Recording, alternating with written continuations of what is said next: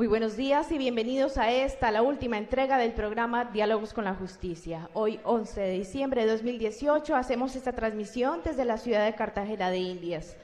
Agradecemos de manera especial a las señoras y señores magistrados del Tribunal Superior de Cartagena por ser los anfitriones de este evento. Sean todos ustedes bienvenidos y decirles, como siempre, que este es un espacio de interacción de la Corte Suprema de Justicia para conversar con la ciudadanía, la judicatura, la academia y los grupos de interés sobre el quehacer del sistema judicial, las dinámicas y los avances en Colombia y en el mundo. Los invitamos a que permanezcan conectados durante esta hora a través de nuestros sitios web de la Corte Suprema de Justicia y de la Rama Judicial, y nos pueden seguir también a través de nuestras redes sociales en Facebook y Twitter, el Twitter @CorteSupremaJ. El tema de hoy, el control de convencionalidad y las decisiones de la Corte Interamericana de Derechos Humanos. Saludamos a los señores magistrados de la Sala de Casación Civil de la Corte Suprema de Justicia, el doctor Haroldo Quiroz Monsalvo, presidente de la Sala de Casación Civil. Lo acompañan la doctora Margarita Cabello Blanco, expresidente de la Corte Suprema de Justicia, magistrada también de la Sala de Casación Civil e integrante de la Comisión Nacional de Género de la Rama Judicial. Y el señor magistrado doctor Luis Armando Tolosa Villabona, también integrante de la Sala de Casación Civil. En la mesa también se encuentran la señora presidenta del Tribunal Superior de Cartagena, la doctora Marta Campo Valero, y el señor presidente de la Sala Civil del Tribunal, el doctor Marcos Román Guío Fonseca. Un invitado muy especial nos acompaña el día de hoy para hablar del tema central, el doctor Humberto Sierra Porto, juez de la Corte Interamericana de Derechos Humanos, de la cual también fue su presidente.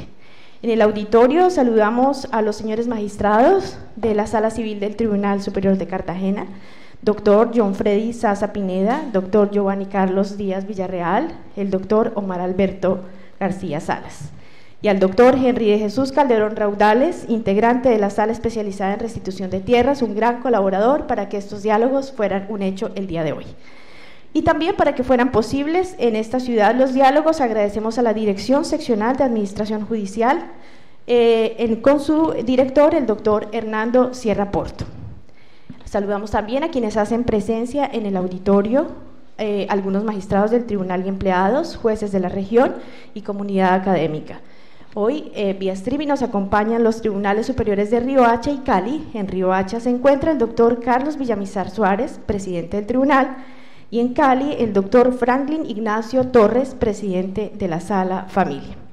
Señor presidente de la Sala de Casación Civil, doctor Haroldo Quiroz, llegamos al último diálogo con la justicia. Ya han sido 2 años de transmisión ininterrumpida, con gran éxito. Hoy, nuestro Twitter casi con 63,000 seguidores. Su balance, doctor, y adelante. Sí. Buenos días a todos y a todas. Quisiera comenzar con este mensaje de una feliz Navidad y un feliz Año Nuevo a toda la comunidad jurídica del país, a nuestros magistrados, jueces y empleados que han contribuido con su ejercicio y entrega y decidido por hacer una Colombia mucho más justa. Que esta época de Navidad sea propicia para compartir en la familia y con todos los seres queridos y que aman. Les deseamos entonces una feliz y un próspero Año Nuevo. Queremos iniciar en el día de hoy con la presencia aquí de nuestro gran amigo, el doctor Humberto Sierra, cartagenero, ¿sí? Hasta los tuestes, como dicen por acá, doctor. Le agradecemos también la compañía de la doctora Margarita Cabello, que nunca nos ha fallado en este tema de los diálogos, al doctor Luis Armando Tolosa, y por supuesto a la doctora Marta Campos y al doctor Marcos Román, que nos acompaña también aquí en la sala, igualmente a todos los jueces y magistrados que conforman el Tribunal de Cartagena. Es propicio entonces terminar este último diálogo de la justicia este año. Y hoy cumplimos ya 2 años de estar al aire con este programa, con la presencia del doctor Humberto Sierra, ¿sí? Y para hablar de un tema tan especial como es el control de convencionalidad y las sentencias de la Corte Interamericana de Derechos Humanos, que este año está cumpliendo 40 años, ¿ya? Y que lo hace propicio entonces para culminar con este programa. Sabemos de las diferentes discusiones que se dan al interior de la corporación y especialmente de la sala en estos temas. Doctor Humberto, bienvenido entonces al programa en el día de hoy. te doy la palabra a la doctora Margarita para el saludo respectivo y al doctor Tolosa para dar inicio entonces con las preguntas respectivas. Buenos días a todas y a todos. Es para mí un placer estar acompañando a nuestro presidente de la Sala de Casación Civil en la organización y ejecución de estos diálogos judiciales que llevan 2 años, todo sobre la batuta de que nada es impositivo, todo es simplemente un lugar de entrega de opiniones y de controversias sanas para poder llegar a conclusiones adecuadas en la decisión judicial y así cumplirle al ciudadano con la emisión de una providencia que resuelva el conflicto de la manera más justa posible. La discusión, le quiero dar un saludo especial al doctor Humberto Sierra. Todos conocemos sus calidades profesionales que lo han llevado a donde está y aún lo que le falta por llegar, muchísimo todavía. Es la persona idónea, pues además de amigo, es conocedor no solo por el estudio y por sus aptitudes académicas, sino por la experiencia que tiene en todos estos temas tan controvertidos como son los relativos a la aplicación de los tratados internacionales al ejercicio del control de convencionalidad por los jueces y a la gran polémica que se ha presentado respecto a si nosotros como funcionarios judiciales debemos hacer ese control de convencionalidad. ¿Qué pasa con las decisiones judiciales emitidas por organismos internacionales? ¿Qué pasa cuando esos organismos internacionales emiten conceptos o decisiones y nosotros somos parte, firmantes de esos tratados internacionales? ¿O qué pasa en esas decisiones en donde no somos partes, pero que de pronto esas decisiones hacen parte de la convención y de alguna manera tiene que ver con nosotros? Cuando el Código General del Proceso nuestro habla de que hacemos un control de legalidad, tenemos que hacer también un control de constitucionalidad. Eso dice por lo menos el artículo 4 de nuestra Carta Política. Y lo tendríamos que hacer también como control de convencionalidad. ¿En qué situaciones ocurre eso? Esas son las primeras de tantas dudas que se nos presentan en estos temas, cuando hoy, siglo XX, diciembre del año 2018, ya los países no son las naciones divididas por unos límites, sino somos parte de un mundo globalizado en donde los límites cada vez fronterizos, cada vez se están borrando de una manera mucho más rápida, a tal punto que yo creería que ya eso de fronteras no es tan fácil hablarlo, por lo menos desde el punto de vista de la jurisdicción. Por lo tanto, doctor Humberto ya sabe todas nuestras preocupaciones, confiamos en sus conocimientos y sabemos que van a ser útiles para la rama judicial. Le damos la palabra al doctor Luis Armando Tolosa también para el saludo respectivo. Muy buenas tardes ya prácticamente para todos los que están en la red pendientes de esta finalización. Queremos felicitarlos por la permanencia con la Sala de Casación Civil y saludamos a todos ustedes indicándoles que trataremos el control de convencionalidad y bienvenido el doctor, el señor magistrado de la Corte Constitucional, el doctor Humberto Sierra Porto. Doctor Humberto Sierra, sabemos que todos los países latinoamericanos han suscrito el Pacto de San José de Costa Rica. ¿Qué tanta importancia tiene para los jueces latinoamericanos el cumplimiento de las diferentes providencias que dicta la Corte Interamericana de Derechos Humanos? Pues primero de todo quiero expresar mi profunda satisfacción y mi agradecimiento a la Corte Suprema de Justicia, a la Sala Civil, a los ilustres magistrados, amigos, todos que me invitan a participar en esta interesante actividad de divulgación del derecho y de un tema que es es el futuro. Cada día vamos a tenerlo más presente en el día a día de la aplicación del derecho. Cuando yo era magistrado de la Corte Constitucional, yo dije, yo soy juez nacional. Ese tema de estar estudiando derecho internacional es para los internacionalistas.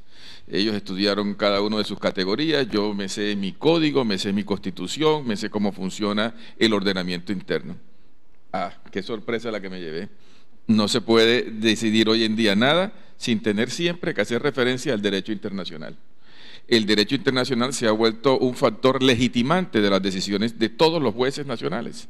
Es decir, hoy en día, cuando nosotros empezamos a estudiar, bueno, cuando empezó la Constitución del 91, el tema era la constitucionalización del derecho. Pues hoy en día es la internacionalización del derecho. Entonces, el nuevo paradigma en la aplicación del derecho es la utilización del derecho internacional. El derecho internacional se está volviendo, como arena se nos está pasando por las manos y es imposible evadir la necesidad de afrontar el tema, de estudiarlo y de tener una serie de preconceptos para poder aplicarlo y utilizarlo de la manera más adecuada. ¿Y cuál es la manera más adecuada? Aquella manera que nos permita ser más justos para decidir cada caso concreto que tenemos entre nosotros. En Colombia, me preguntan por la importancia del derecho del sistema interamericano. Bien, bueno, empecemos. Principio del doble contradictorio, o del doble conforme, como lo quieran decir los penalistas. Aquí la doctora Margarita sabe mucho de derecho penal y por eso hay que decirle. El doble conforme o el doble contradictorio. ¿Qué sucede cuando una persona es, en primera instancia, absuelto por el juez? En segunda instancia, por el tribunal, es condenado. ¿Y qué? ¿Qué le queda? Pues tiene que acudir a la casación. Pero en la casación penal no le van a revisar los elementos fácticos y sustanciales como lo hizo el juez de segunda instancia. Pero resulta que la primera vez que lo condenaron fue en el tribunal. Es decir, no hay quien le pueda revisar nuevamente los aspectos fácticos y sustanciales en ese proceso. Ese es el principio del doble contradictorio. Toda condena, toda sentencia de condena tiene derecho un ciudadano que ha sido condenado a que se le revise por un segundo juez en aspectos fácticos y en aspectos sustanciales. Una especie de apelación. Pero ¿qué pasa si es que el sistema está diseñado para que llegue hasta el tribunal? Pues bien, y aquí pasó, la Corte Constitucional ya puso de manifiesto esa diferencia en materia de garantías de los derechos de los ciudadanos con la Convención Americana.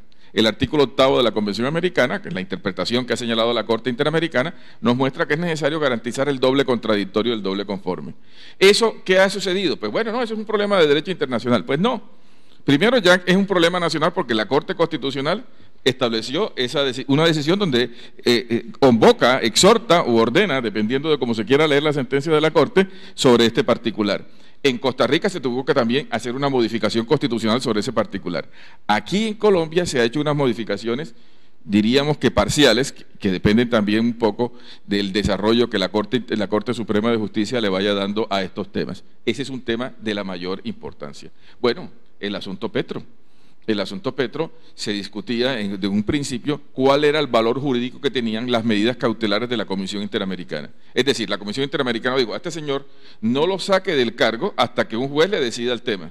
Lo había suspendido el procurador y dijo, no, es una persona elegida popularmente, hay una discusión jurídica sobre si ha cometido una irregularidad o no, no me lo saques mientras haya duda.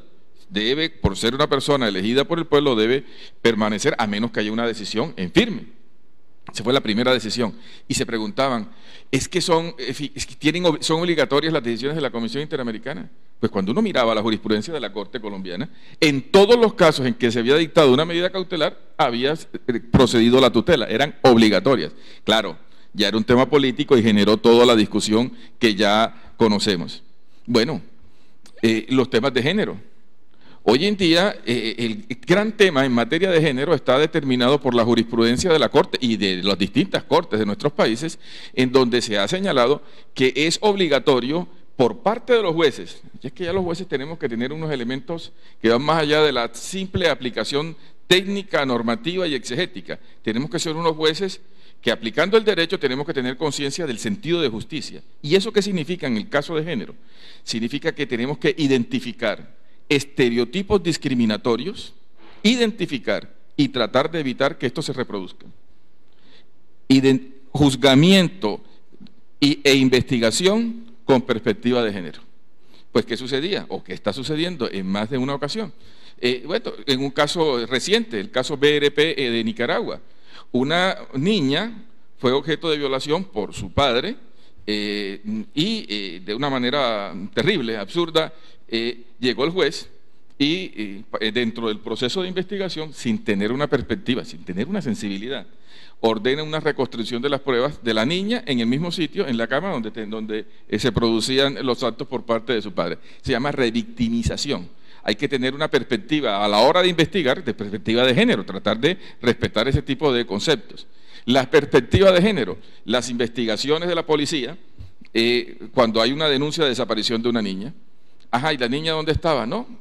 ¿De quién es la niña? No es una niña que andaba con pandilleros, un caso también que se dio por parte de la Corte Interamericana. Una niña que andaba con pandilleros, era una niña joven, pero entonces dijo la policía, no, esa niña seguro debe estar de fiesta con ese señor y no vamos a abrir la investigación hasta que no pase un cierto tiempo. Consecuencia, la niña a las 2-3 horas fue encontrada muerta, producto de todo tipo de vejaciones de carácter sexual. Y la policía no lo inició por el prejuicio que tenía de que una niña de esas características no era una niña de buena familia y no tenía que abrir inmediatamente e investigarla y tratar de proceder a actuar de esa manera. En fin, el juzgamiento de los presidentes. ¿Cuáles son las garantías de debido proceso que se tienen que hacer en los procesos políticos? El tema del día. Miren lo que está pasando en Brasil, miren lo que está pasando en Paraguay, miren lo que puede pasar en nuestro país con los altos funcionarios del Estado. No quiero extenderme más, presidente, pero sin duda alguna la importancia del control de convencionalidad, de la utilización del derecho internacional para resolver casos concretos está a la orden del día. Es imposible utilizar el derecho a administrar justicia en este momento sin tener en cuenta el derecho internacional. La palabra clave es protección multinivel de derechos humanos. ¿Qué significa eso? Que para nosotros, para resolver un caso de derechos humanos, debemos utilizar las fuentes nacionales y las fuentes internacionales. Las fuentes nacionales junto con las fuentes internacionales para resolver un caso concreto y eventualmente utilizar los tribunales nacionales y los tribunales internacionales. Eso es la protección multinivel. ¿Cómo utilizar el derecho internacional? Es la gran pregunta que ya la doctora Margarita nos anunció desde un principio.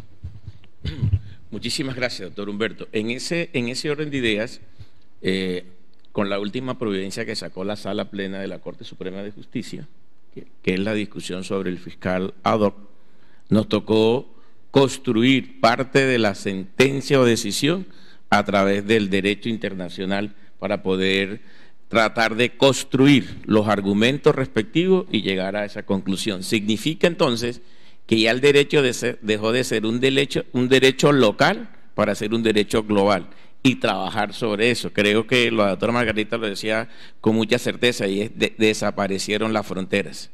La frontera solamente la tienen en mente son los gobernantes, porque los ciudadanos también desaparecieron esa frontera. Siguiendo con esta discusión, la doctora Margarita el año pasado, en el mes de diciembre, sacó una providencia de tutela muy interesante sobre unos extranjeros que estuvieron en Medellín tratando de hacer una fecundación in vitro, y sobre eso hubo una abstracción de los óvulos de la mujer y los espermas del varón, se hicieron los cigotes respectivos. El Centro de Reproducción Humana no pudo llevar a cabo todo el desarrollo de la gestación con la señora, porque siempre había expulsión, y sin embargo quedaron algunos cigotes respectivos. Entonces ellos decidieron irse para el exterior y vino la gran discusión si había lugar o no trasladar esos cigotes a Estados Unidos, porque habían encontrado el centro respectivo para seguir con el tratamiento.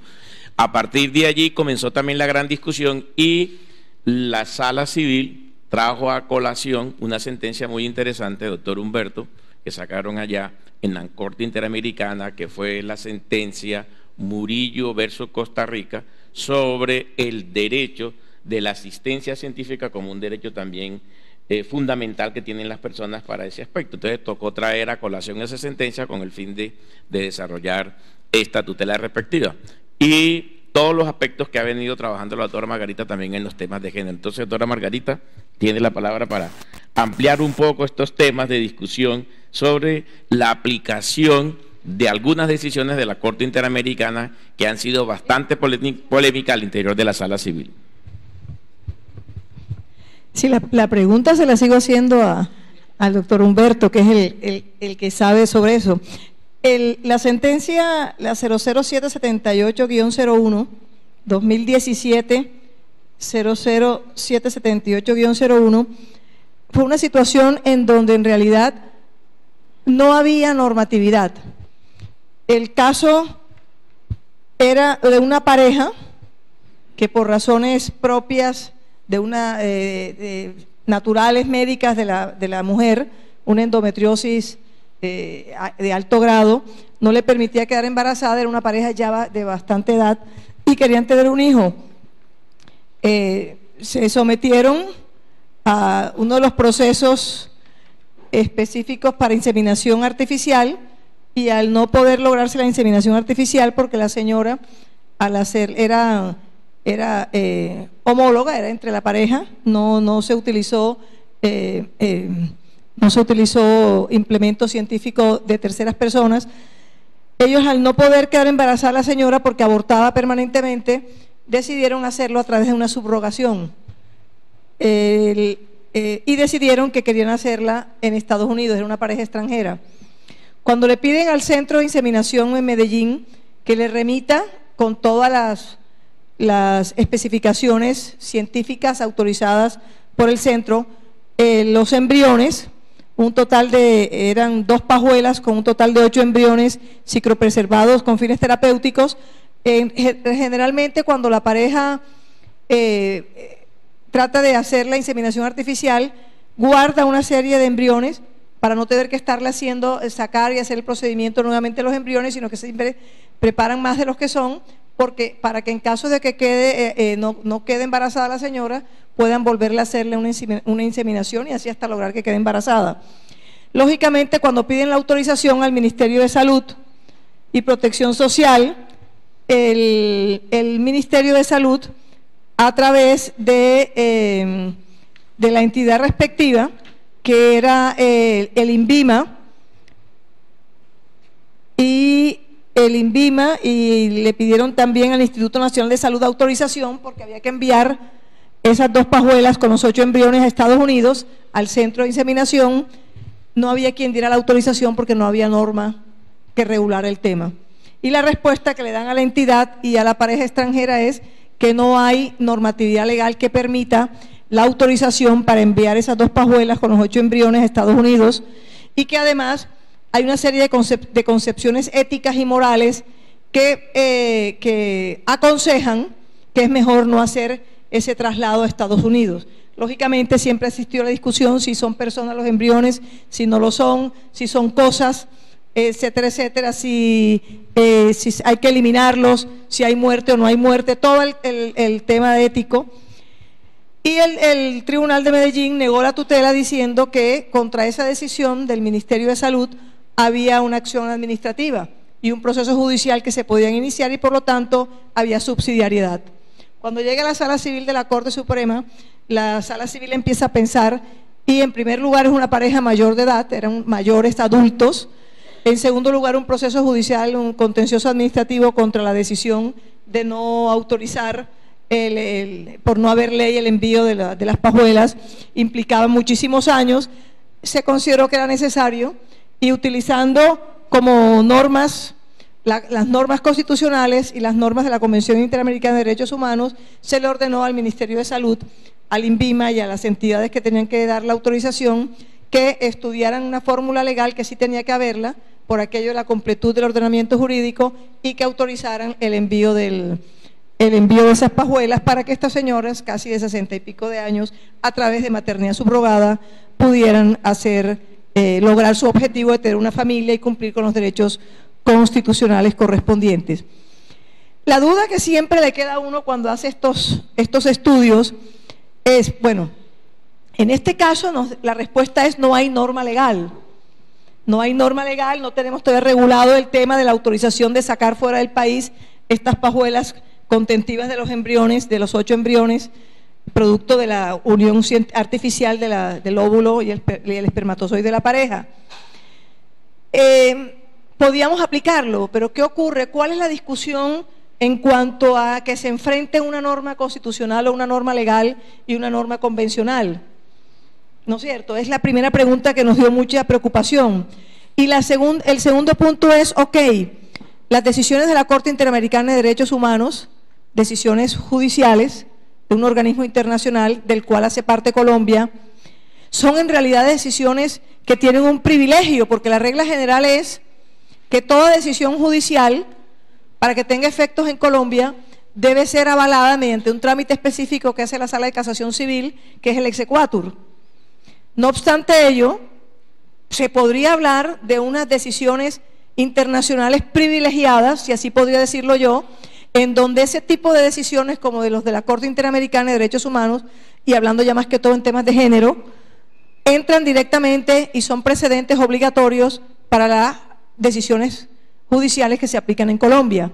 Nosotros en principio consideramos que en temas de género esas decisiones tienen fuerza de ley, son decisiones privilegiadas, no tienen que pasar por el exequatur para que se cumplan en Colombia y hacen parte de los precedentes judiciales y tenemos que tenerlas en cuenta en nuestro país, pero eso ha originado discusiones constitucionales en la Corte Constitucional. Entonces, hasta ahí les cuento el tema porque yo le paso el micrófono al doctor Humberto Sierra, que es el que conoce todas estas luchas y controversias con la Corte Constitucional para saber cuándo sí y cuándo no una decisión de la Corte Interamericana entra como privilegiada a nuestro ordenamiento jurídico colombiano, o si eso no se puede, como a veces lo oye decir uno. Con su venia, señor presidente. Muy bien. Entonces, magnífico el planteamiento que hace la doctora Margarita, porque nos pone en el punto central de discusión. Lo primero es, control de convencionalidad consiste en la obligación que tienen los jueces nacionales, todos los operadores, no solamente los jueces, todos los operadores jurídicos de este país, Congreso de la República, funcionarios gubernamentales, de utilizar junto con el derecho interno el derecho internacional de manera tal que se tomen las decisiones adecuadas para administrar justicia, para proteger los derechos de la manera más garantista y eficaz posible. No perdamos de vista eso, que esa es la esencia, ¿no? La esencia es nutrirnos de las fuentes del derecho internacional para, junto con las fuentes internas, buscar la solución más justa en el caso concreto. No perdamos de vista ese punto. Distingamos los dos supuestos que nos plantea la doctora Margarita, que son esenciales. Una cosa es las sentencias de la Corte Interamericana cuando el Estado condenado es Colombia. Cuando el Estado condenado es Colombia, simple y llanamente la solución es sencilla. Nosotros miramos el artículo 230 de la Constitución y vemos nuestro sistema de fuentes. Tenemos la Constitución, la ley, el acto administrativo, la jurisprudencia, la equidad, en fin, tenemos todas las demás, los principios generales del derecho, las fuentes del derecho establecidas en nuestra Constitución.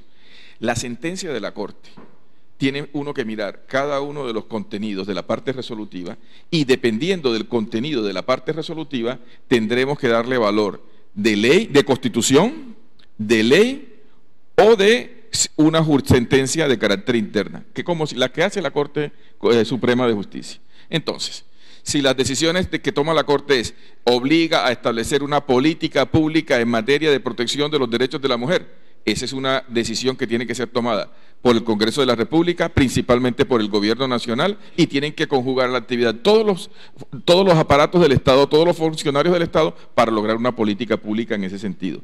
Si la decisión es ábrase una investigación, es una decisión que va dirigida a la rama judicial. ¿Qué valor tiene? Pues, si se dice reábrase la investigación, hay un mecanismo judicial en nuestro sistema que dice que las sentencias de la Corte pueden operar como una especie de causal de fundamento para el recurso extraordinario de revisión de sentencias.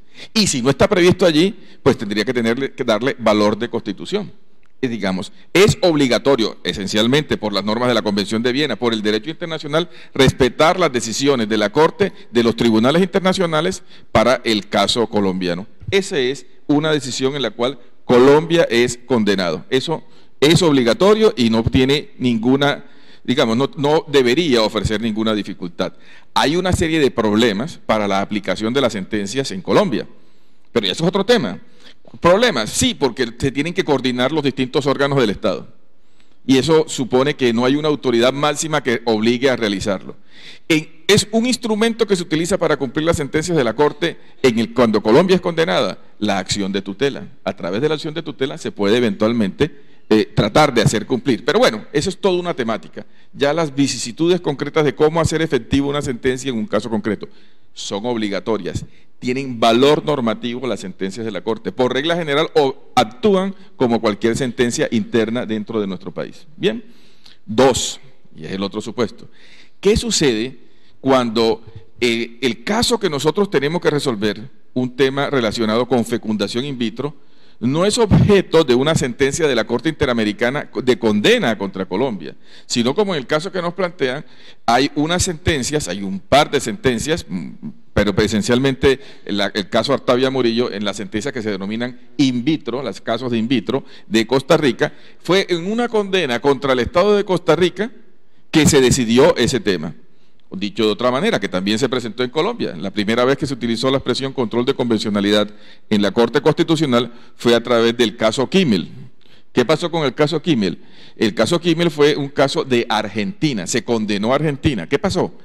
En el tipo penal de injuria en Argentina se permitía que el Estado condenara penalmente a los periodistas que divulgaban información o que realizaban manifestaciones injuriosas, pero el propósito era denunciar asuntos de interés público. Se dijo, eso desconoce la libertad de expresión. El tipo penal argentino que permite ese tipo de condenas de injuria contra periodistas debe ser declarado inválido, y se declaró inválido en el Estado argentino. Y Argentina lo que hizo fue modificar estableciendo ese supuesto. Después, entonces la pregunta es, ¿qué valor tienen esas sentencias producidas a propósito de otros estados para la problemática interna de nuestro país? Bien, bueno, ese es entonces el punto central. El control de convencionalidad, entonces, una cosa es cuando el Estado es condenado y otra cosa es cuando se deben aplicar las sentencias dirigidas a otros estados sobre problemas que tenemos en el caso interno. Primera observación. Tenemos que utilizar la jurisprudencia de la Corte en los casos nacionales. ¿Es obligatorio? ¿Es vinculante? Ahora, ¿qué significa obligatorio y qué significa vinculante? Significa que tenemos que utilizarlo. ¿Cómo vamos a utilizar la jurisprudencia? Ahí es donde está el punto. Bien. El control de convencionalidad, entonces, para su configuración, digamos que y es importante tener ese presente, este elemento, es un concepto que se construye por dos caminos. Se construye siguiendo los criterios establecidos por la jurisprudencia de la Corte y se construye también por los criterios establecidos en el ordenamiento interno. Nunca es lo mismo el control de convencionalidad entre países. No es lo mismo el control de convencionalidad en Chile que en Colombia. Porque en ambos casos tienen que utilizar los criterios que establece la Corte, pero también tienen que respetar las peculiaridades del ordenamiento interno.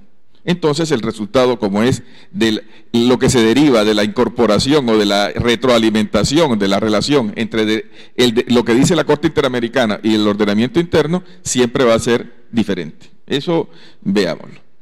¿Qué dice la Corte Interamericana? La Corte establece una serie de reglas generales. Dice la Corte, el control de convencionalidad debe, en primer lugar, es un mecanismo obligatorio, vinculante. La jurisprudencia de la Corte es obligatoria y vinculante, la jurisprudencia de la Corte Interamericana. ¿En qué consiste la obligatoriedad de las sentencias de la Corte? Primero, que la pueden utilizar todos los funcionarios públicos, el Congreso de la República y todos los jueces. Es decir, que están obligados a utilizarla. Bien, primera regla. Segundo, es una obligación ex oficio. ¿Qué significa ex oficio? Que no se requiere ley, por mandato de las normas de obligaciones internacionales del Estado, tiene que hacerlo. Y el Estado no es solo la Cancillería, el Estado son todos los órganos del Estado.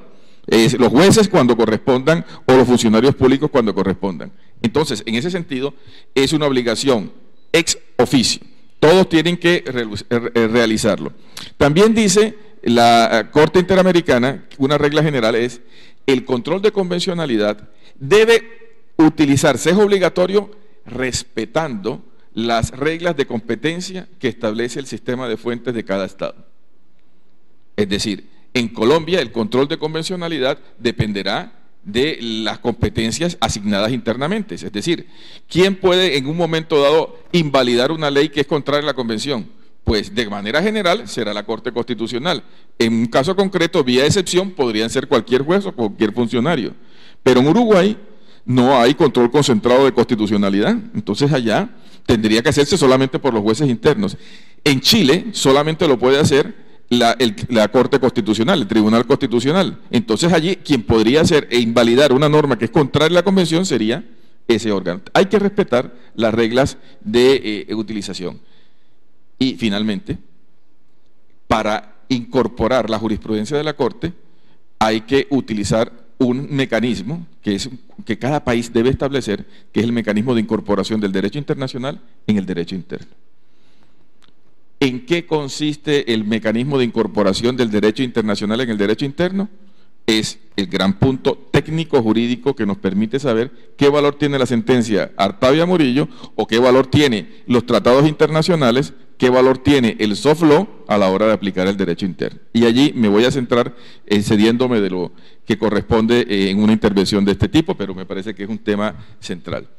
La incorporación del derecho internacional en el derecho interno se puede hacer de distintas maneras. Primero, utilizando la figura del bloque de constitucionalidad.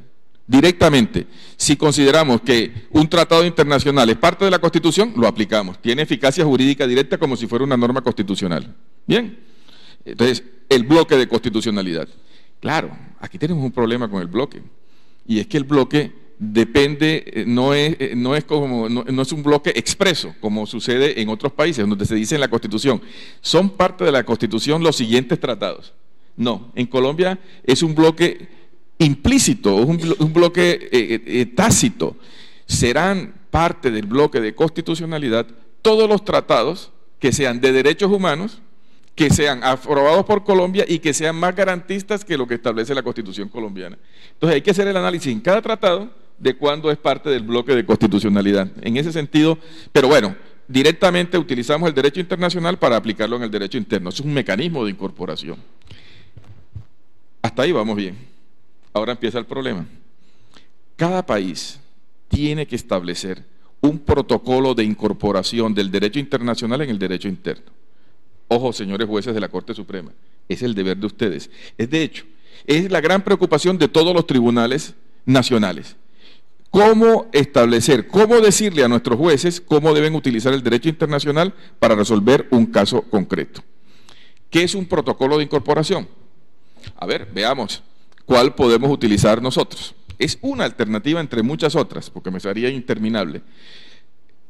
Un protocolo es esencialmente un mecanismo dirigido a que el juez sepa cuáles son las etapas de análisis que debe hacer para utilizar el derecho internacional para resolver un caso concreto. Bien, en Colombia podríamos, esencialmente el que se utiliza, que es apenas, digamos, es un modelo, no es una, entiéndame adecuadamente, es apenas un mecanismo, es apenas un procedimiento, no, la manera como se va a llenar ese procedimiento dependerá de la Corte Suprema y de la Corte Constitucional.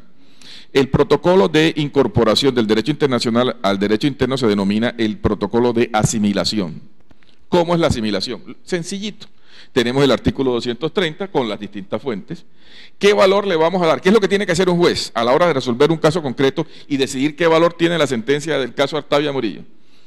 Primero, asimilar qué valor tiene las jurisprudencias de la Corte en el sistema de fuentes de Colombia.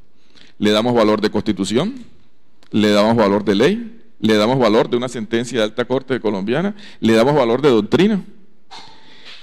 Es esencial que los jueces utilicen lo que dice la Corte Interamericana, es obligatorio, pero lo obligatorio no significa que esté por encima del ordenamiento interno, sino que tiene que ser utilizado dentro de las categorías del derecho interno. Utilizaríamos una sentencia, primero el juez tiene que decir, en nuestro ordenamiento, las sentencias de la Corte tienen valor de Constitución, tienen valor de ley o tienen valor de sentencia interna. ¿De qué depende eso? De la construcción que haga cada Estado. Tiene que ir construyendo, no es un modelo cerrado. Entonces, ¿qué valor tiene las recomendaciones del Comité de Libertad Sindical de la Organización Internacional del Trabajo en nuestro país? En ese comité, por ejemplo, se llevan casos, y hubo un caso de una huelga en donde decidió que esa huelga es ilegal. ¿Eso es obligatorio para Colombia o no es obligatorio para Colombia? Primero, protocolo. ¿Y cuál es el protocolo? esa norma de soft law, ¿qué valor jurídico tiene en el ordenamiento colombiano? Primero, la podemos asimilar a un reglamento o lo podemos asimilar a una sentencia. Y si no, podemos simple y llanamente utilizarlo como doctrina, como un elemento de juicio. Luego de que asimilemos a la fuente, sistema de fuentes, lo aplicamos interpretándola de manera conjunta con el resto de fuentes de nuestro país. Fíjense que la primera manera de incorporar el derecho internacional es bloque de constitucionalidad, ese es más sencillo en algunos supuestos. 2, utilizar un protocolo de asimilación. Pero el protocolo de asimilación requiere que la jurisprudencia de la Corte lo vaya construyendo caso a caso, vaya estableciendo ese tema. Hay algunos países que tienen la intención de hacer una ley donde diga cómo se va a incorporar. Aquí, de pronto, la jurisprudencia es mucho más, afina muchísimo más. Protocolo de incorporación. Otra manera de incorporar el derecho internacional en el derecho interno, a través de la hermenéutica. Yo puedo hacer lo siguiente, aplico, ¿cómo es la relación entre el derecho internacional y el derecho interno? Yo aplico el derecho interno para resolver el caso in vitro, ese caso que señalaba la doctora Margarita. Ese caso me da dos alternativas, o sea, las normas jurídicas, la Constitución colombiana y las leyes me dan distintas alternativas hermenéuticas. ¿Cuál es la que yo voy a utilizar? Aquella que sea más acorde al derecho internacional. El derecho internacional aparece como un telos en una interpretación teleológica, o simplemente utilizo el derecho internacional junto con el derecho interno para hacer una interpretación sistemática. El derecho internacional se utiliza junto con las demás fuentes, utilizándolo como criterio hermenéutico. ¿Cuál es el telos? ¿Cuál es la finalidad? ¿Cuál es el sentido? ¿Cuál es o la más sencilla, la más común que se utiliza? Yo tengo distintas interpretaciones que me da el derecho interno. Y el derecho interno me da unas interpretaciones y también otras me da el derecho internacional. ¿Cuál es la que yo debo utilizar? Aquella que sea más adecuada a la protección de los derechos del ciudadano. Interpretación pro persona, interpretación pro homine, aunque esa no es la políticamente correcta, pero se entiende. La interpretación favor libertatis, son distintas expresiones para hacer relación a que cuando yo como operador jurídico tenga el derecho internacional y tenga el derecho interno, yo debo escoger aquella solución que sea más justa para un caso concreto. Esa esencialmente es la lógica metodológica para incorporar. Fíjense que no estoy diciendo a la Corte Suprema qué valor darle. Lo obligatorio es utilizarlo, porque esto da legitimidad a las decisiones internas. La legitimidad internacional y la nacional se conjugan para tomar una decisión lo más justa. ¿Qué es lo que hace un operador jurídico? ¿Qué es lo que hacemos nosotros como jueces cuando hacemos sentencias? Nosotros tomamos una decisión, pero esa decisión, para que la gente la respete, tiene que tener un valor moral. Y ese valor moral es esencial en toda sentencia, está esencialmente expresada en la argumentación. La gente respeta la decisión, no solo porque lo dijo la Corte Suprema, sino porque los argumentos que la llevaron ayer ella son convincentes. Y un elemento para persuadir, para convencer, adicional a la autoridad de la Corte Suprema, es la utilización de fuentes internacionales, del derecho internacional. Porque el derecho internacional, recuérdenlo, lo más importante del derecho internacional es su valor moral, su valor ético, porque se trata de decisiones que esencialmente son las que permiten entender cuáles son los valores y principios comunes en los cuales se inserta el Estado colombiano. Eso es esencial para entender el cumplimiento de las decisiones. Claro, un Estado puede hacer lo que quiera. ¿Quién lo va a obligar? ¿Cuál es el Estado que lo va a obligar? Pero hay una cosa que es, así como en las sociedades a nivel individual, la vergüenza, la pena ajena, hacer una cosa que vaya en contra de los derechos, en contra de la comunidad internacional. Por eso es necesario acumular ese tipo de situaciones. Bien. Para cerrar, hay una modalidad del control de convencionalidad que tiene relación con los juicios de validez de las normas a nivel interno. Esa es una faceta del control de convencionalidad que también genera muchísimas polémicas. La Corte Interamericana, cuando determina la responsabilidad de un Estado, puede encontrar que el motivo por el cual el Estado está vulnerando un derecho humano es por la manera como está redactada la Constitución, por la manera como está redactada la Constitución, la ley, o incluso la manera como está hecha una sentencia. Y la consecuencia de ese análisis es que la Corte puede declarar inválida la sentencia inválida la ley o inválida la Constitución. No lo dice de esa manera, dice simple y llanamente que como esa redacción constitucional va en contra de la Convención, debe ser modificada por el Estado. Son distintas formas para llegar a esa misma conclusión.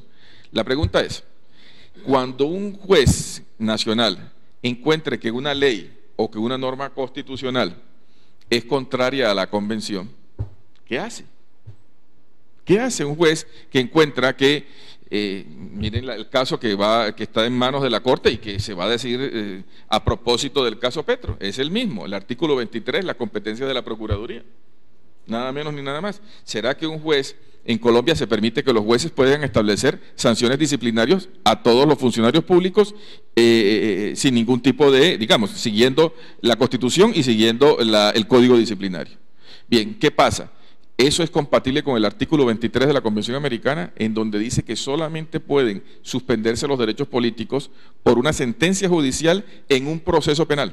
O por lo menos esa es una lectura que existe, puede interpretarse. ¿Qué va a decidir? Eso lo va a decidir la Corte. Pero ¿qué pasa si un juez en un caso concreto hoy tiene que decidir sobre una sanción disciplinaria? ¿Puede dejar inválida esa sanción disciplinaria? ¿Puede inaplicar la ley? ¿Puede inaplicar la Constitución? Entonces aquí volvemos a los criterios que ya habíamos dicho de qué es control de convencionalidad. El control de convencionalidad es obligatorio, pero solo pueden hacer control de convencionalidad aquellos que estén habilitados competencialmente.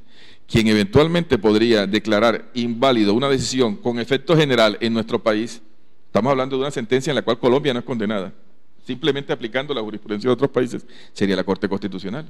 O eventualmente la podría hacer un juez vía excepción, pero no lo puede hacer cualquiera. Un funcionario no puede hacerlo, a menos que sea expresión de la excepción de inconstitucionalidad. Entonces, ¿a dónde vamos? El control de convencionalidad, doctora Margarita, doctor Haroldo, doctor Tolosa, no es un mecanismo para descoyuntar el país, para generar caos. Es un mecanismo para tener más elementos y de esa manera decidir de manera más justa en un caso concreto. La Corte Suprema de Justicia y su Sala Civil ha venido haciendo un proceso de construcción para ir incorporando en algunas decisiones todo el tema del control de convencionalidad. Y por supuesto ha generado las controversias que se generan en cualquier corporación por las diferentes posturas que se tienen. De allí la importancia del tema de hoy sobre el control de convencionalidad. Quiero invitar a mi colega Luis Armando Tolosa, que ha venido trabajando el tema del control convencionalidad, especialmente en dos decisiones que son de suma importancia.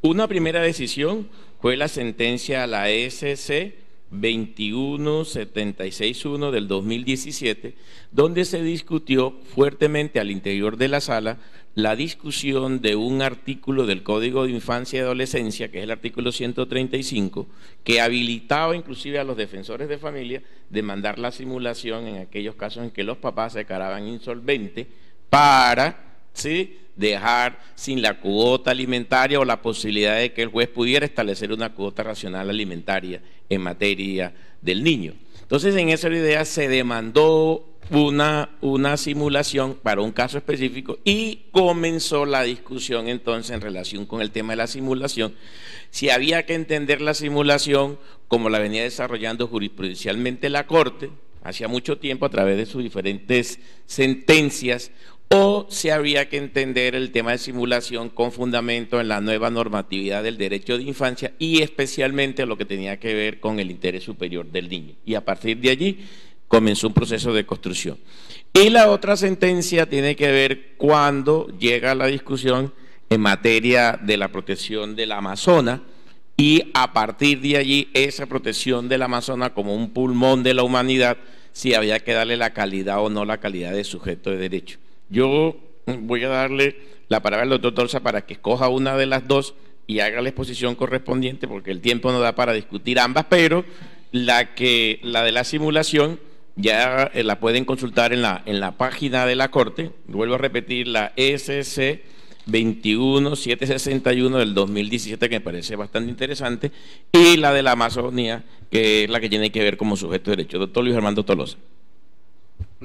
Muchas gracias. He oído atentamente la exposición del doctor Sierra Y quiero señalarle que el tema del control de convencionalidad lo hemos debatido internamente en la sala con frecuencia, y ustedes van a encontrar una serie innumerable de tutelas donde lo discutimos, y hay aclaraciones o salvamentos de voto de un sector de la sala sobre si es aplicable o no, y por regla general se han opuesto. Digamos que esas tendencias sobre la asimilación del derecho internacional al derecho nacional se discuten dialécticamente al interior de la sala, y seguramente un intérprete de lo que venimos construyendo va a notar por qué hay posiciones encontradas, y que tiene que ver justamente cuál es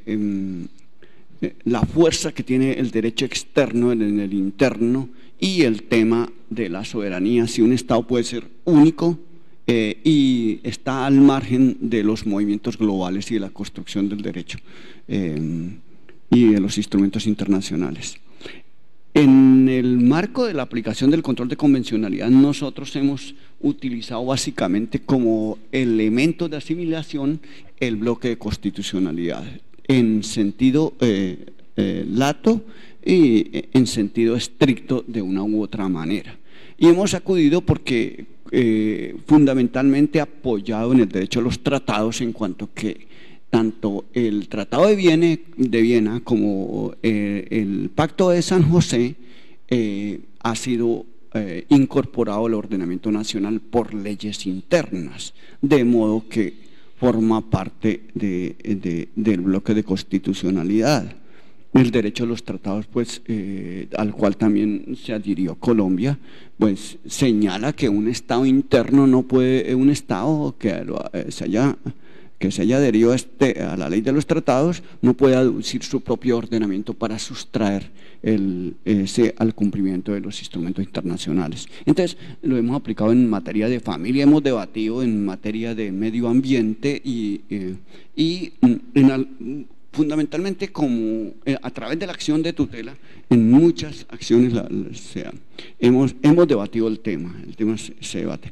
Y en materia de casación, en esta decisión que alude el doctor, un debate sobre alimentos, una providencia que llega negada del Tribunal de Bogotá, donde se discute si la madre puede demandar los actos lesivos al derecho alimentario.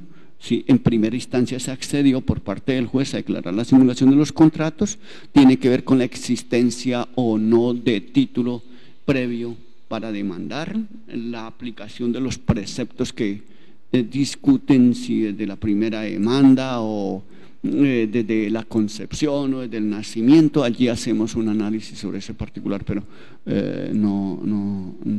es una decisión de casación. Estuvimos discutiendo 4 años esa decisión desde el 2013, y solamente en diciembre del año pasado vino a aprobarse y se publicó en enero del presente año, de manera que ustedes la pueden consultar allí por el tema, la forma como el debate, ¿sí?, que hubo sobre el particular, las vicisitudes que hubo, que fue un ponente otro. Y en materia de medio ambiente, todos hemos aplicado, digamos, la sala mayoritaria, digo la sala mayoritaria porque hay un sector que terminantemente se opone por regla general a la aplicación del control de convencionalidad, y que tiene que ver justamente con los problemas que hay en América Latina frente a la conceptualización que tenga el juez sobre la recepción del derecho externo en el derecho interno, y sobre todo en cuanto tiene que ver con la protección de derechos y garantías. Por ejemplo, nosotros lo hemos aplicado un tema del río Fonce, que no se cumplía una acción de una acción popular en temas de contaminación auditiva, ¿sí? En materia de etnias indígenas, el doctor y en consulta lo han aplicado el doctor Haroldo y lo ha aplicado la doctora Margarita, y en materia de medio ambiente pues tuvimos la oportunidad de aplicarlo con ocasión de la tutela de la Amazonía, que nos permitió, a través de conjugar el ordenamiento interno y el Corpus Juris Internacional en materia de protección de derechos fundamentales a partir de la denuncia que hacían más de 25 niños jóvenes, algunos de 7 años, otros de 12, 14, ubicados en distintas zonas del país.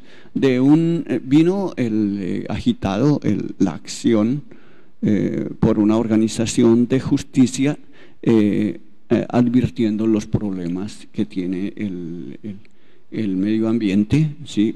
Estos problemas, ustedes saben, creemos que es un problema frontera, porque un estándar de la democracia es el medio ambiente. Sin medio ambiente sano no puede existir vida, no puede existir relación política, no puede existir relación obligatoria. ¿Sí? Son de los temas impactantes. Es un tema que está unido íntimamente a los debates de problemas económicos, a los debates de poder, el tema del medio ambiente, la protección del medio ambiente, de los recursos naturales. Y allí estaba planteado un tema de esa naturaleza. En esta acción se negó en primera instancia por la Sala de Tierras del Tribunal de Cundinamarca, se apeló y la Sala tuvo la posibilidad de abordar la aplicación de el control de convencionalidad y también de instrumentos internacionales. Hubo una aplicación mixta de todo lo que tiene que ver, como hemos señalado, el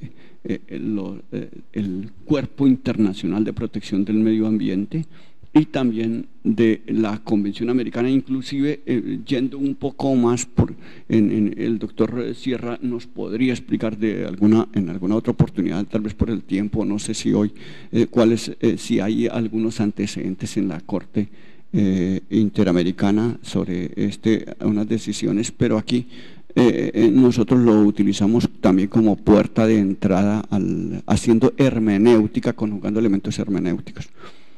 Allí tuvimos la oportunidad de plantear un tema esencial en esta acción que estaba negada, el problema, en primer lugar, del orden público ecológico mundial y el orden público ecológico nacional. Pudimos plantear una de las primeras acciones en esto. La Corte Suprema colombiana es pionera, es la primera decisión en materia de justicia climática que se toma en los distintos foros internacionales. Se plantean estos problemas y una de las decisiones que se tenía en cuenta, la única decisión que se conoce internacionalmente, ¿sí?, en los distintos debates o que se plantea y que se analiza, es el tema de la Amazonía, sobre justicia climática.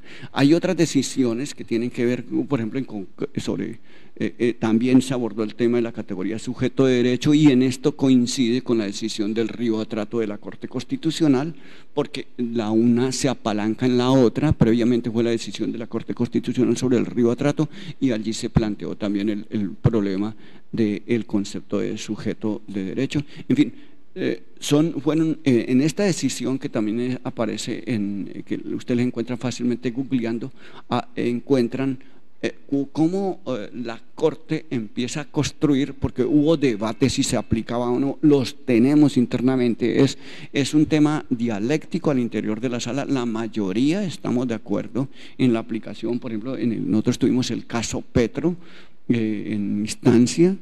Hemos tenido temas de los aforados para aplicar, en distintos aspectos hemos tocado el tema del control de convencionalidad, pero en definitiva, para concluir estas palabras, no hay tiempo para comentarles todo el alcance que tiene que ver sobre el medio ambiente como derecho fundamental a través de esta tutela, porque la Corte para plantear si el medio ambiente es un interés difuso o un derecho fundamental. Toma algunos criterios de la Corte Constitucional para plantear el tema de los derechos desde la categoría derechos por conexidad con el derecho a la vida, pero pasa a plantear directamente cómo el medio ambiente es un derecho múltiple y es un derecho directamente, un derecho fundamental, de modo que digamos que la ley 472 en eso se queda corta, porque lo ve como un derecho difuso, y allí queda dentro del marco de las acciones populares.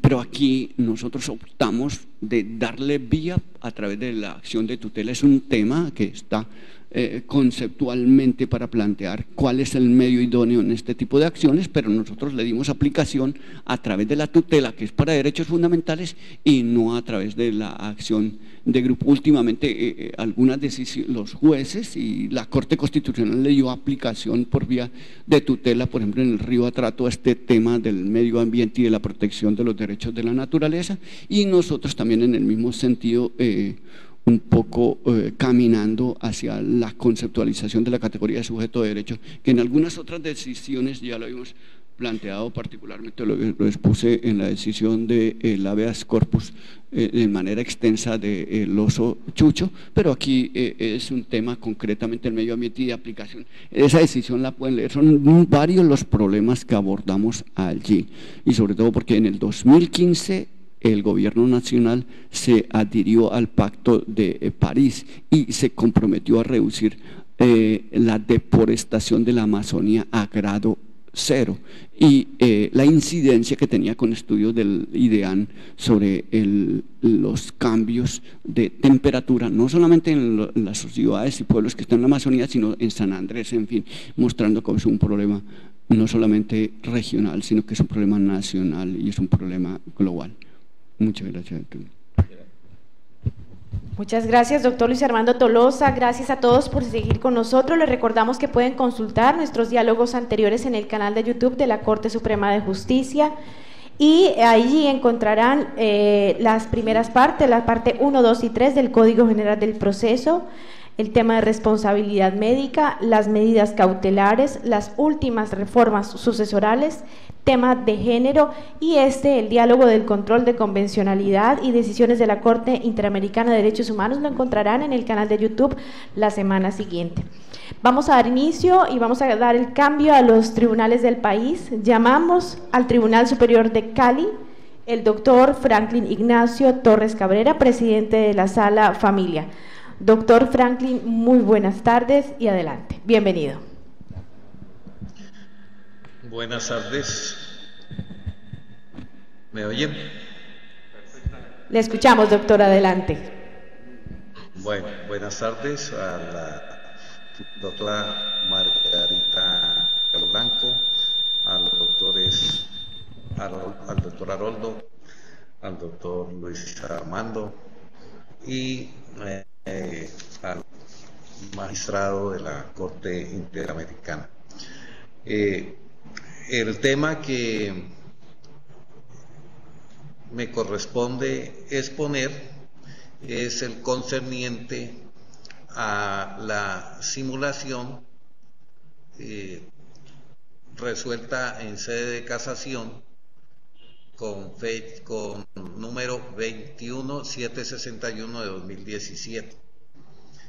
Los hechos relevantes son básicamente la demanda de simulación que interpone la madre de un menor acreedor alimentario respecto de dos contratos de compraventa de inmuebles celebrados el mismo día por el propietario, que es el deudor de alimentos, en relación con el menor demandante, contratos que hizo con su cónyuge para efectos de disminuir su patrimonio y que se indica en detrimento de la cuota alimentaria a que tuviera derecho el menor demandante.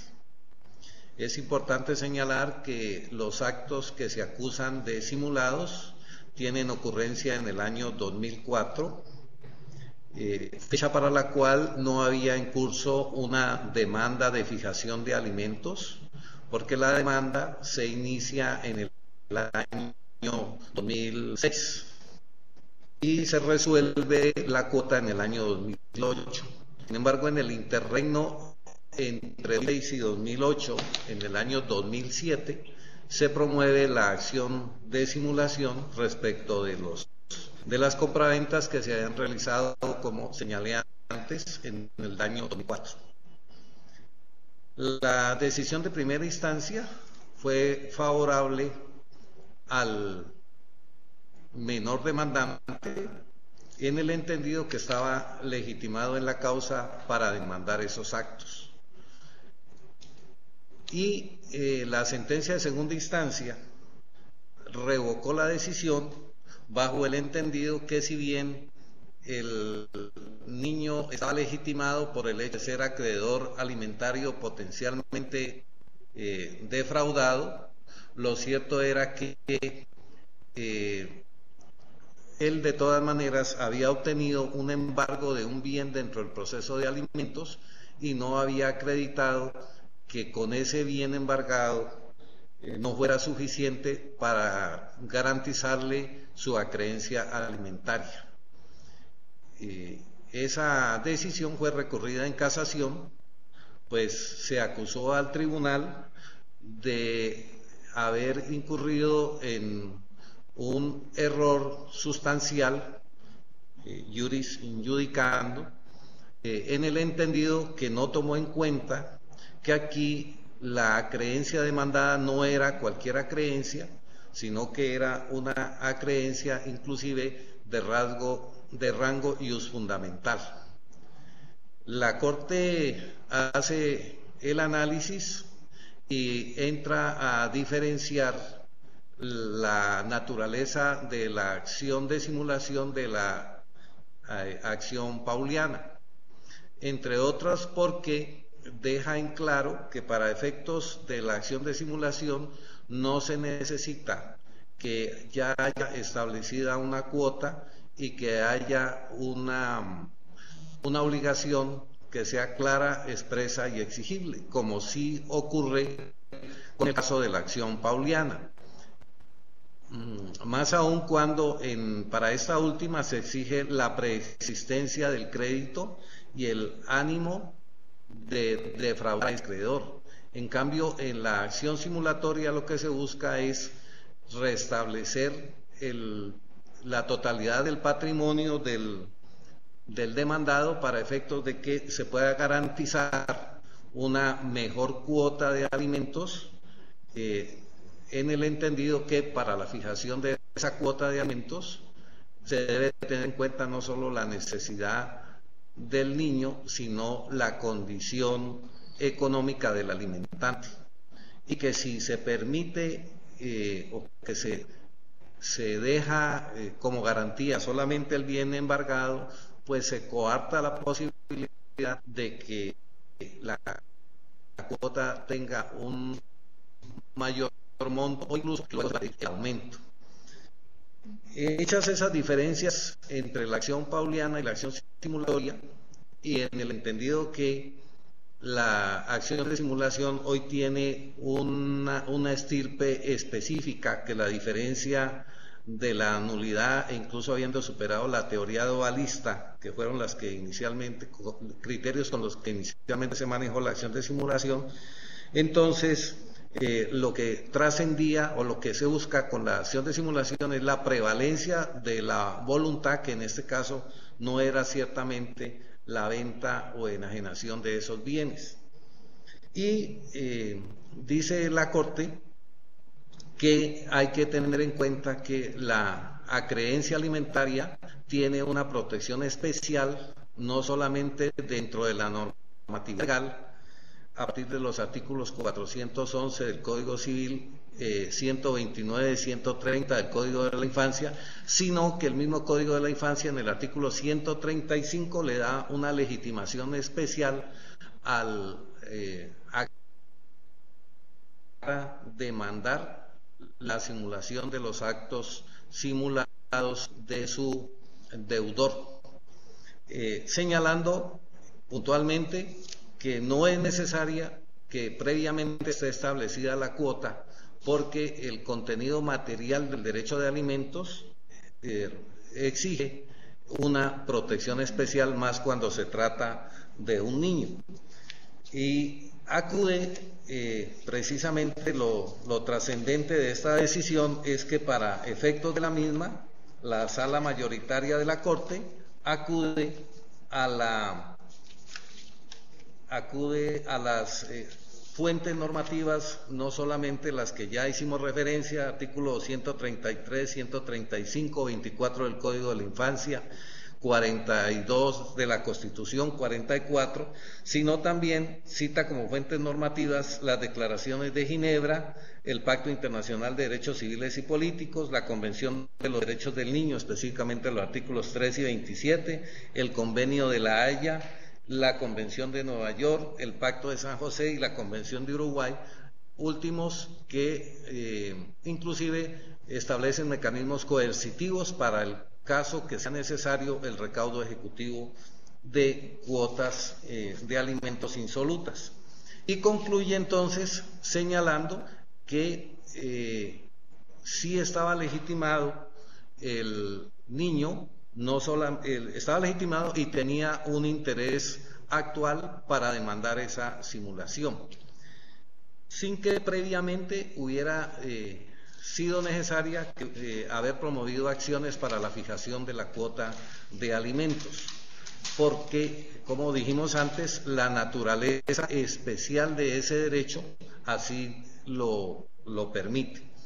Hay una aclaración de voto de la doctora Margarita en el sentido de señalar que de todas maneras, para efectos del ejercicio de la acción de simulación, al igual que se ha exigido para otras situaciones, previamente la demanda de alimentos se hubiera iniciado y se hubiera notificado al demandado para efectos de esa legitimación. Y hay un salvamento del doctor Ariel Salazar, donde dice que había que haber acreditado realmente que no había garantía suficiente para que el menor reclamara su derecho de alimentos.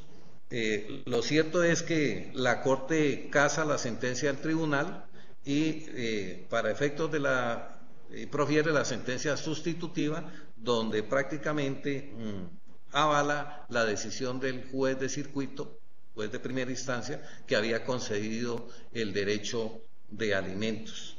Esta sentencia además pone de presente que si bien la Corte en ocasiones anteriores había señalado en una sentencia del año 2014 que para el ejercicio de la acción de simulación se requería la simultaneidad o precedencia del crédito del tercero que demandaba la simulación, ese criterio cambia porque en este evento hay otro momento, dice la Corte, otro momento jurisprudencial histórico, y entonces no se puede exigir la preexistencia del monto del crédito consolidado.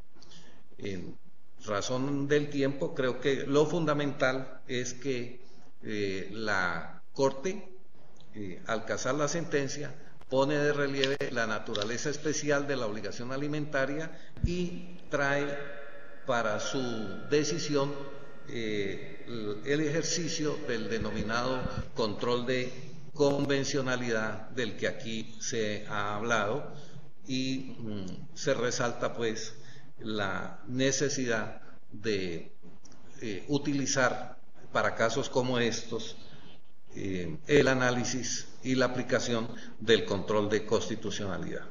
Gracias. Doctor, muchas gracias. Doctor Franklin Ignacio Torres Cabrera, presidente de la Sala Familia del Tribunal Superior de Cali. Muchas gracias por sus apreciaciones sobre este texto de simulación. Enseguida llamamos al Tribunal Superior de Riohacha. Tiene 5 minutos, doctor. Usted entenderá la premura del tiempo. El doctor Carlos Villamizar Suárez, presidente del tribunal. Doctor Villamizar, muy buenas tardes. Adelante. Muy buenas tardes a todos y a todas. Saludo a la mesa, a la doctora Margarita, al doctor Haroldo, al doctor Villabona, al doctor Sierra Porto.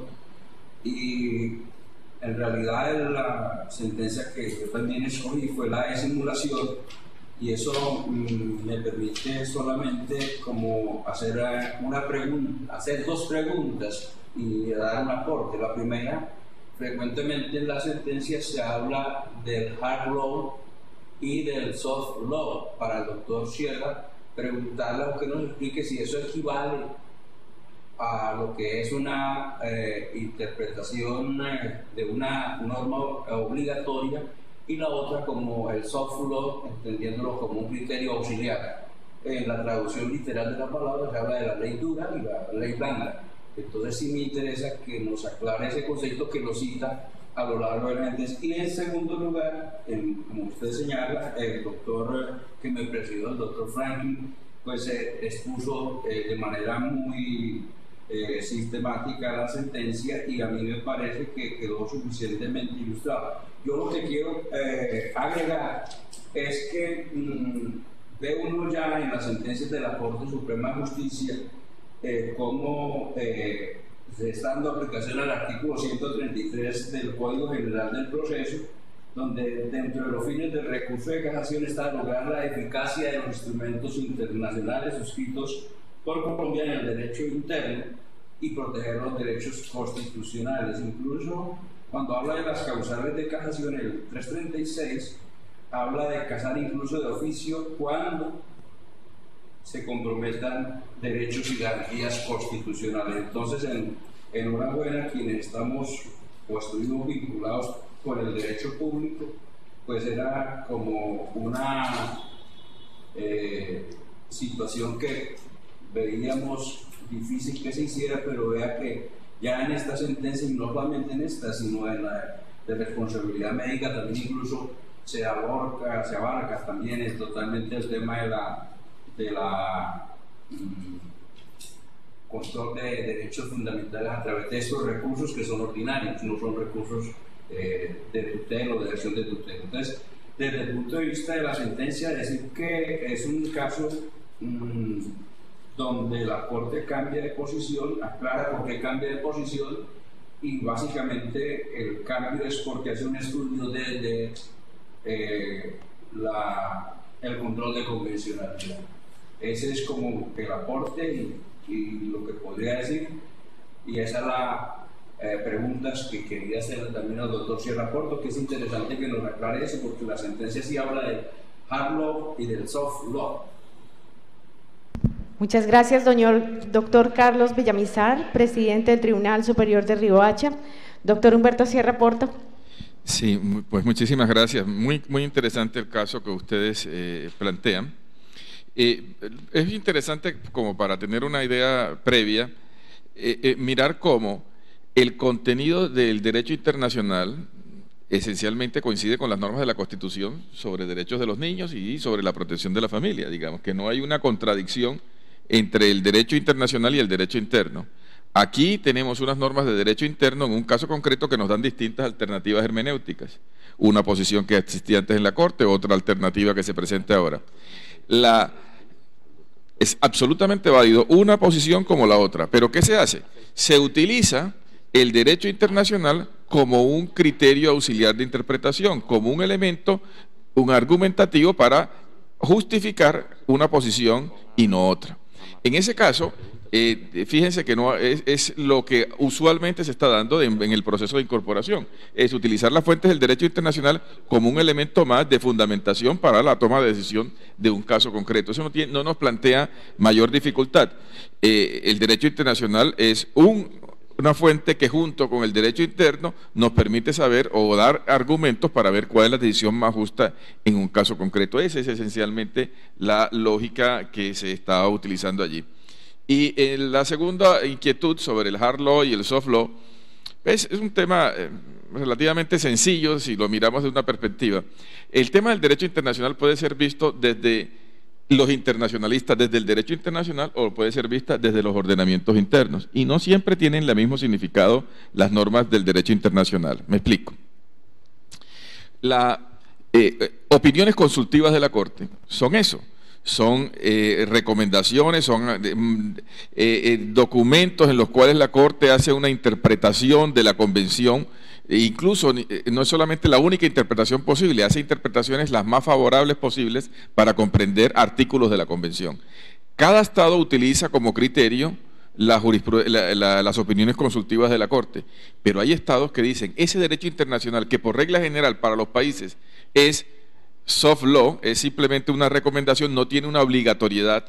Sin embargo, en mi país eso es obligatorio. Es decir, el valor del derecho internacional entre organismos de derecho internacional, a veces cada país puede entenderlo de una manera diferente. Eso es una precisión que a veces ayuda a un poco a entender. En el caso de hard law, normalmente son las normas que son obligatorias para todos los estados desde el derecho internacional.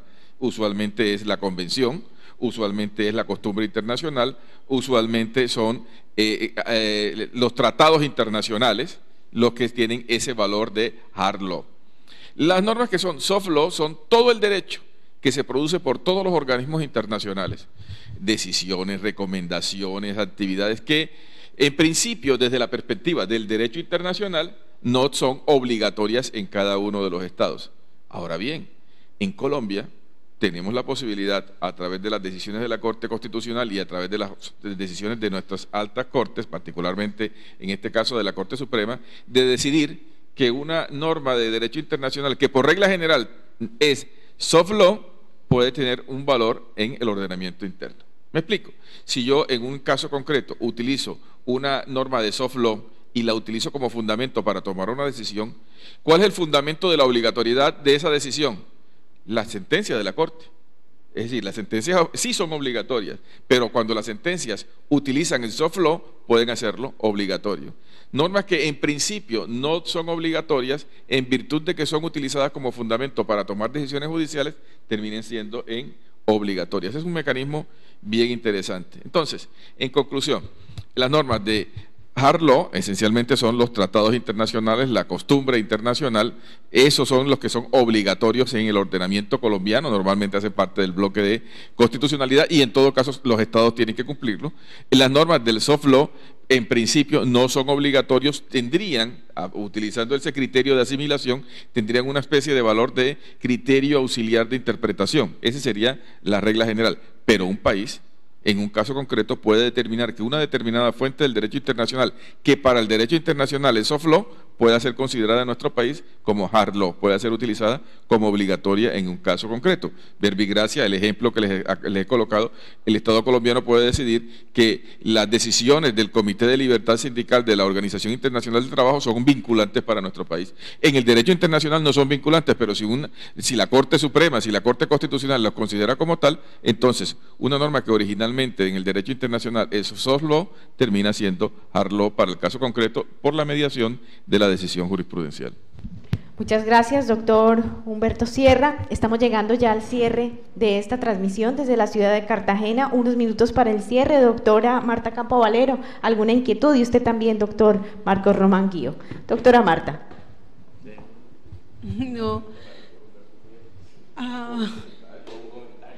No, de verdad que quiero agradecer porque el tema es muy interesante. Nosotros, pues yo trabajo en la sala de restitución de tierras y nosotros tenemos que aplicar mucho todas las normas internacionales y nos ha ayudado a sacar adelante nuestro proceso porque cuando iniciamos no existía jurisprudencia, no había nada, no teníamos con qué apoyarnos y nuestro apoyo fue las normas internacionales. De ahí que sé la importancia de su aplicación en las providencias y pienso que se debe aplicar en todo. O sea, las normas internacionales deben empezar a ser utilizadas por los jueces en las providencias. Gracias. Gracias. Un saludo para todos. Realmente, digamos, Cartagena es una ciudad de puertas abiertas y como todos sabemos, digamos, concurren personas de muchas nacionalidades. En nuestras decisiones no cabe la menor duda que no solo nos sometemos a las normas internas, sino que de igual manera apelamos a todos los convenios y todas las leyes a nivel internacional, básicamente porque, digamos, vivimos en o estamos en una región donde, como lo manifestaba, confluyen varios aspectos que nos hace necesario precisamente proferirlas. Y creo que por parte del tribunal Se han tomado decisiones en materia de playas, en materia del medio ambiente, en materia de los grupos igualmente étnicos, y allí no dudamos, como lo decía el doctor Sierra, en de alguna manera hacer una interpretación de esas normas internacionales para efectos de solucionar cada uno de los casos en la mejor manera posible. Muchas gracias, doctor. Doctora Margarita, también unos minutos para el cierre. Luego el doctor Humberto Sierra, el doctor Tolosa y cierra nuestro señor presidente. No, solo me resta agradecerle a la comunidad judicial, a todos los jueces, magistrados y empleados del país que nos han apoyado en estos diálogos judiciales, esta iniciativa de nuestro presidente desde hace 2 años, el doctor Haroldo Quirós. Ojalá que el año entrante sigamos en la misma tónica y así estar por lo menos más cerca de ustedes, lo que son los magistrados de la Sala Civil de la Corte Suprema de Justicia y la Jurisdicción Civil, Familia y Agraria del país. La idea es que estemos cerca y que podamos intercambiar y conversar sin ninguna preocupación, ni duda, ni ambición jerárquica de que porque somos la Corte un juez no puede intervenir y dar una opinión adecuada. Lo que queremos es estar cerca y poder cumplir con la misma finalidad, darle una decisión justa, pero justa desde todo punto de vista al ciudadano que tanto nos le reclama.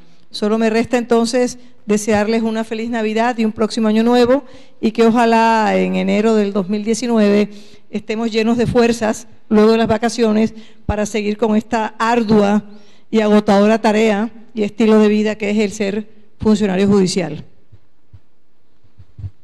Muy bien, yo simplemente quiero expresar mi gratitud, no reiterar mi gratitud por esta amable invitación, viendo la importancia de cómo efectivamente lo señala la doctora Margarita, de cómo se crea este espacio de diálogo, de construcción de ideas, de compartir en un ambiente de absoluta libertad y en materia de expresión.